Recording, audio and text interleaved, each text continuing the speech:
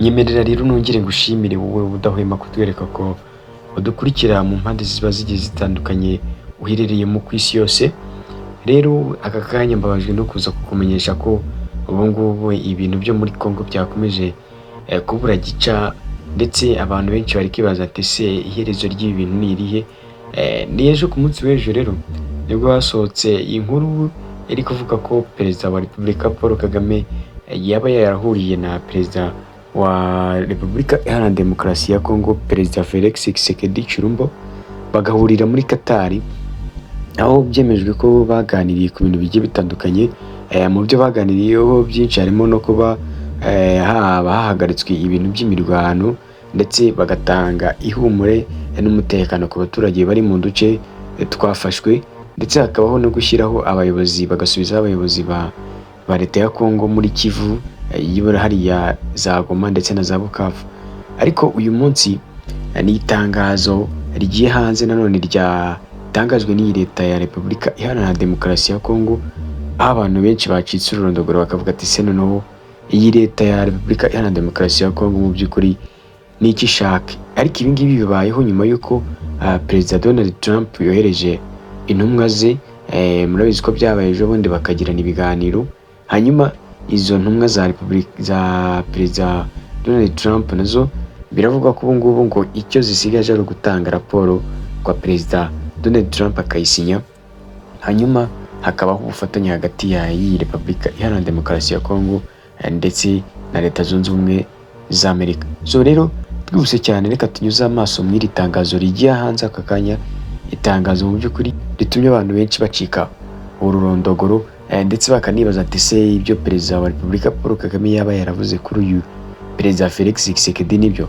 Kuko ngo perezida Felix Tshisekedi ngo mwumvikane ibintu ngo ubundi mwamara kuvaho mwabyumvikaniye ngo akahita byibagirwa ngo cyangwa se ngo akabihindura mugasanga ibyo mwari mwemeje si byo bikurikijwe. So rero ni mw'iri tangazo rigiye aka kanya hanze none aha ngaha, nk'uko twabasezeranyije ko tuzajya tubagezaho amakuru aba ari aya mbere kandi abagezweho ako kanya. So rero ni itangazo ryasohotse ku kinyamakuru African Union, aho bagize bati perezida wa komisiyo y'umuryango w'ubumwe bwa Afurika yishimiye inama ya Doha hagati y'abayobozi ba Repubulika Iharanira Demokarasi ya Congo n'u Rwanda, Addis Abeba. Yihute cyane tunyuze amaso muri iri ni itangazo mu by'ukuri rishyizwe hanze n'igihugu cya Qatar, rinyujije ku kinyamakuru The African Union. Itangazo banditse bati ku itariki 19 Werurwe umwaka wa 2025, Felix Tshisekedi wo muri Repubulika Iharanira Demokarasi ya Congo ayobowe na nyiricyubahiro Amir Sheikh Tamid Adad bin Hamad Al Thani, perezida, arashimira abanyapolitiki bo muri Repubulika Iharanira Demokarasi ya Congo n'u Rwanda ati ku bwitange bagize mu biganiro no gukemura mu mahoro ibibazo biri muri burasirazuba bwa Repubulika Iharanira Demokarasi ya Congo. Barakomeza bati uruhare rwabo rugaragaza ubuyobozi nyabwo no kwemeranya ko nk'uko byemejwe mu nama y'umuryango w'ibihugu bya Afurika y'Iburasirazuba EAC n'umuryango w'iterambere ry'umuryango w'iterambere rya Afurika y'Epfo SADC yabereye i Dar es Salaam ku ya 8 Gashyantare umwaka wa 2025.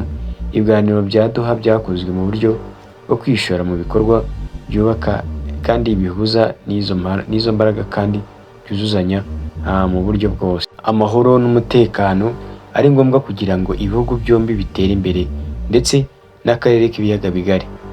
Perezida yemeje ko abayobozi bombi bongeye gushimangira ko biyemeje guhagarika imirwano mu buryo bwihuse kandi nta shiti. Ibiganiro bya Doha byakozwe mu buryo bwo kwishora mu bikorwa byubaka bihuza n'izo mbaraga kandi byuzuzanya mu buryo bukoreshwa mu karere.